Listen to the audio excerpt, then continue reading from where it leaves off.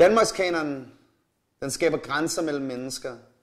Den sletter de politiske kampe, både de historiske og dem, der finder sted i dag. Danmarkskanonen, det er magthavernes ideologiske fantasier om, hvad det vil sige at være dansk.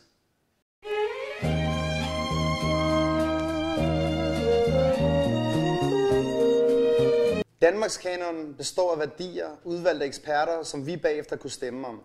Det var blandt andet lighed for loven, medmenneskelighed, folkeoplysning, frihed, kort magtdistance, tillid og velfærdssamfundet.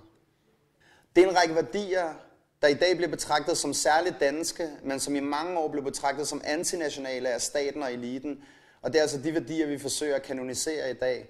Vi kommer ikke sovende til hverken kvinderettigheder, ytringsfrihed eller den 37 timers arbejdsuge, der muliggør den højt besungne hygge.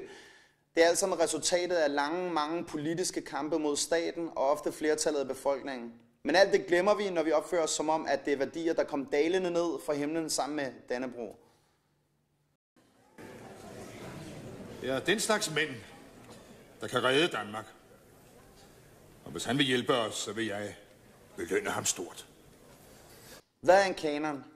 Kanon, det betyder rettesnor, og det er et begreb, der kom til Danmark med den kristne kirke. Og hvad er en rettesnor så? Det er vel noget, man skal rette sig efter. Noget, der viser, hvem der er de normale og de anstændige og acceptable. Altså en kanon er et værktøj, der bruges til at pege på, hvem der er de normale og hvem der er de afvigende. Hvem der er de rettroende og hvem der er de vantro. En kanon er ikke et samlingspunkt. En kanon skaber ikke fællesskab. Anders Fogh Rasmussen erklærede i 2003, at det var udfaldet af kulturkampen, der afgjorde Danmarks fremtid. Og det fulgte hans regering så op med en officiel kanonpolitik. Så fik vi litteraturkanon, kulturkanon, historiekanon, demokratikanon og til sidst naturkanon. Historiekanonen fra 2006 var til dels en hyldest til mindesmærker og personligheder, der skulle gøre os alle sammen til stolte patrioter.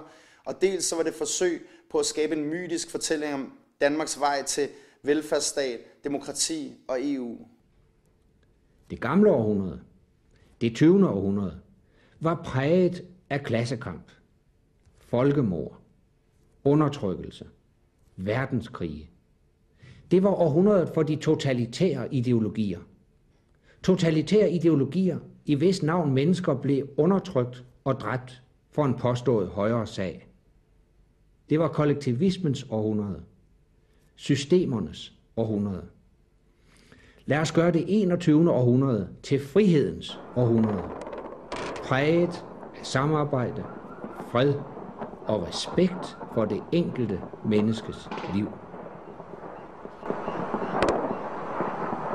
En kanon er ikke bare tomme ord. Den bliver brugt i vores børnehaver, i vores skoler, universiteter, i et forsøg på at skabe ensretning. Derfor lærer vi i skolen, at Peter von Scholten ophævede slaveriet. Men vi hører ikke om kvinderne, der førte an i Fireburn-opstanden mod de arbejdslov, der bandt dem til sukkerplantagerne. Hundredvis af sorte arbejdere mistede deres liv i kampen for frihed, men de helte er slettet fra den danske hukommelse. Vi lærer om rigsfællesskabet, men ikke om den kolonisering og undertrykkelse af Grønland, der stadig sker i dag. Vi lærer om skabelsen af velfærdsstaten under Kanslergadeforliget, men ikke om, hvordan Carl Christian Steinkes vision for velfærdsstaten også indebar tvangssterilisering af afvigende i et forsøg på at skabe en særlig ren race. Så lad os huske, når vi bliver præsenteret for Danmarkskanonen, at det er redigeret historiefortælling.